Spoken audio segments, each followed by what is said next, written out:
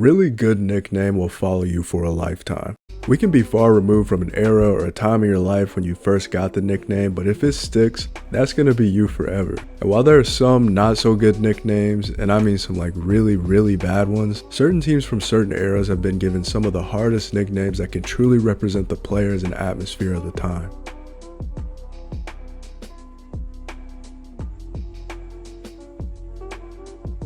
Recently, we've been so bad at giving teams and players nicknames that we're starting to use ones that were already given to older players to use for the newer ones. But that's a topic for another day. We're here to talk about teams.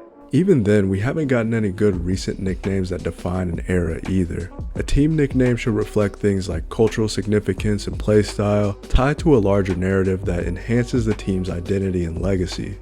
As always, make sure to like and subscribe for more videos like this, and with that being said, let's jump in.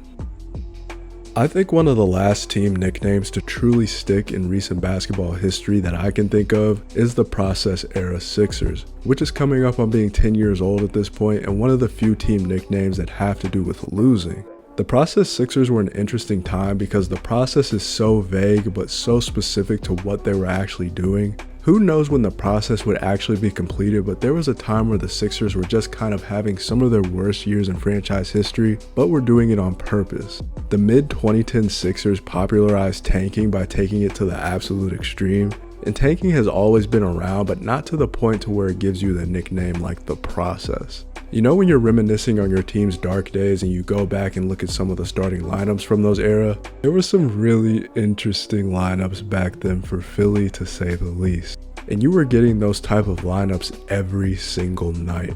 Sam Hinkie, the Sixers GM from 2013 to 2016, was accused of intentionally losing games, which he ended up resigning for, but it did eventually work out to some degree because the late 2010 Sixers did actually turn out some good to great rosters. But the interesting thing about the process nickname is how it aged.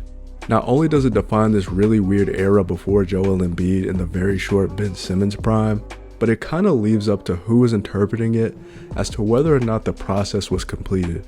Sure, they were a perennial playoff team, drafted an MVP caliber player, and have had a few other successes that most teams would celebrate, but there hasn't been a ton of success beyond the regular season. And we got the video on NBA team nicknames before Joel Embiid made a conference final, so I'm curious to see how Sixers fans feel about the process nickname. I honestly think we need to start giving nicknames for more losing teams, especially the historically bad ones. I don't know about you, but looking back at the most garbage teams can sometimes be just as fun as looking at the greatest teams, because watching them in real time, you get really curious on how bad it can possibly get.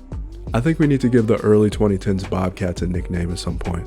Contrasting that with the good teams though, I think when it comes to good team nicknames, they emphasize the play style of that specific team, and from recent basketball history, the Grit and Grind Grizzlies were perfect for that. Just straight get it out the mud, hard-nosed, aggressive basketball that played at their own slowed down pace. With Marc Gasol and Zach Randolph anchoring the front court, Tony Allen being the best perimeter defender, and Mike Conley being a pickpocket artist, I feel like the NBA hasn't really gotten a bruising team like that since them. I mean, Tony Allen being called the grind father should really say it all. First team all defense.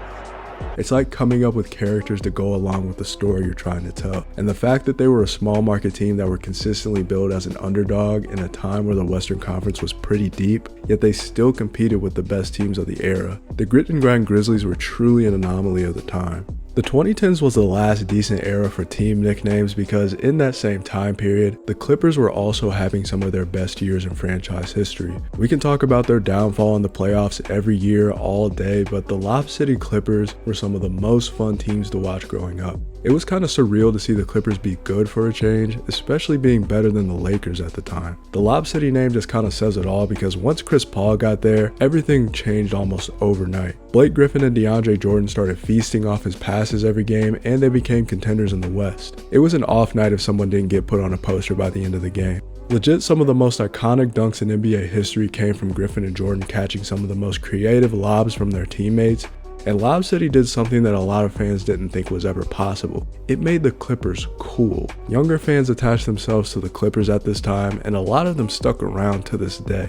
The team nickname, if it matches what's happening on the court, has that type of power in my opinion, but pre-2000 is where I feel like this was established. Not only were most of these nicknames going to stick around forever, but they were attached to a lot of genuinely good teams in both college basketball and the NBA. The state of Michigan gave us two absolute bangers that defined an interesting time in both college and the pros. The late 80s bruising style of play in the NBA birthed the Bad Boy Pistons. You don't even have to clarify what year or era when mentioning the Bad Boy Pistons because your mind is immediately going to go to Bill Laimbeer suplexing the nearest player under the basket or Rick Mahorn trying to rip someone's head off for breathing in the wrong direction. It was a name that the team built their entire identity around and wanted to strike fear in their opponent. It would be a surprise if they didn't end up with some sort of fight or altercation at the end of a game, and even players like Michael Jordan hated that style of play so much to the point that they said that they were bad for basketball. Whether they were good for hoops or not, the Bad Boys is an all-time nickname. And just as the Bad Boy era ended in Detroit, we got the Fab Five Michigan Wolverines in Ann Arbor. I know this technically doesn't refer to the whole team, but the Fab Five is reserved for those early 90s Michigan basketball teams with Chris Webber, Juwan Howard, Jalen Rose, Jimmy King, and Ray Jackson. Even though the team had one of the most simple nicknames, especially for its time, it headlined one of the most interesting teams of that era of college basketball. A team being led to the Final Four by 5 freshmen was unheard of at the time, and the fact that they influenced the next generation of college basketball with the untraditional black socks and baggy shorts just took them to the next level of immortality. They didn't end up winning any championships, but the back-to-back Final Four appearances and one of the best sports docs ever made solidifies the Fab Five Michigan Wolverines as one of the best team nicknames ever. But that's the point of a nickname. It's supposed to last forever. The great ones with the right circumstances truly stick, but some ascend to the point to literally becoming the team's name. To have an era-defining coach and play style in a city that knows nothing but fast-paced nights is a once-in-a-lifetime occurrence, and in the mid-70s, the UNLV Rebels men's basketball team would officially change their name to the Runnin' Rebels after Jerry Tarkanian's up-tempo style of coaching.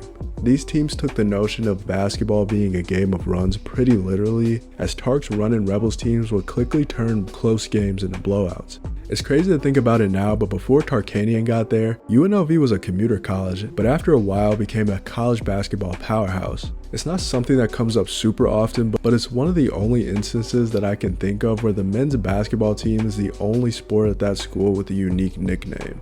Honestly, it's kind of embarrassing how long it took me to notice that every other UNLV sport was just the Rebels and not the Runnin' Rebels, like the basketball team, but in my mind, it shows how great of a nickname it was. And you can't talk about late 20th century basketball nicknames without mentioning Houston's Phi Slamma Jamma era. A really fun nickname that not only plays on the play style of those Houston teams with Hakeem Olajuwon and Clyde Drexler, but also college Greek life. Dunking at the time wasn't an essential part of the game, especially in college basketball as it was banned just a decade earlier, but longtime Houston coach Guy Lewis encouraged and insisted on his players dunking in-game. Not only was this a team with an elite nickname, but it was a team full of players with elite nicknames. Clyde the Glide Drexler, Hakeem the Dream Olajuwon, Michael the Silent Assassin Young. I don't believe there are any other college basketball teams or eras to have this many good nicknames on a single team.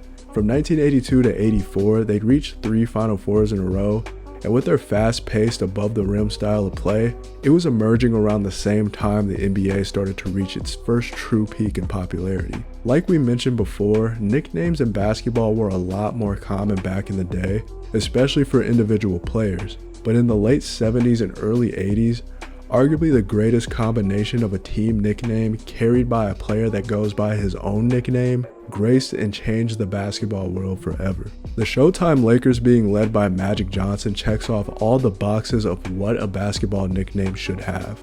It's catchy, it encapsulates a style of play, and it immediately evokes imagery. Imagery that just doesn't take you to the court, but 1980s Los Angeles itself. The city of LA personified itself with this era of Lakers basketball, and Showtime speaks to the fast-paced, electrifying brand of basketball that defined the Lakers in the 80s. Magic's own larger-than-life persona and insane court vision added an element of wonder to the team's identity. And as you probably know, it just wasn't Magic. It was Pat Riley with his mafioso persona. It was Kareem. It was James Worthy. I can go on forever about this era. And the entertainment factor of the Lakers at the time turned each game into a spectacle, blending the sport with showmanship. the Laker girls revolutionized in-game entertainment to the point where people who weren't even interested in basketball would go to the Laker games just to see them. The infamous Forum Club, which probably deserves a video of its own, all the stars at the game. It was everything that encapsulated the word Showtime. Together, the nickname symbolizes both a team and group who revolutionized the game and captured the imagination of people who watch basketball at its highest level on a night-to-night basis. Names like Showtime, Phi Slamma Jamma, the Bad Boys, it makes me want to go back to having good basketball nicknames. So shout out to all the journalists, the fans, and even the players in some cases who have given good basketball nicknames that have stuck around for basketball eternity. But we gotta be proactive when it comes to this, so let me know your favorite team nicknames, or if you have a new team nickname for any recent eras of your favorite teams, let me know in the comments. My name is Caleb. If you want to support the channel, please like and subscribe, and I'll catch you on the next one.